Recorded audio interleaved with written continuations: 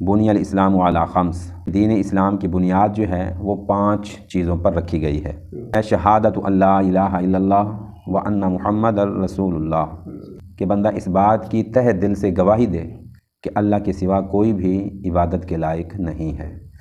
व अन्ना मुहम्मद रसूलुल्लाह, कि नबी पाक सल्लल्लाहु अलैहि वसल्लम अल्लाह के बंदे ख़ास और उसके रसूल हैं। व इकाम इस्सलाह, नमाज कायम करना है। ईता इज़्ज़का, कि बंदा ज़कात अदा करे। व हज्जिल बैत, और बैतुल्लाह शरीफ का हज करना।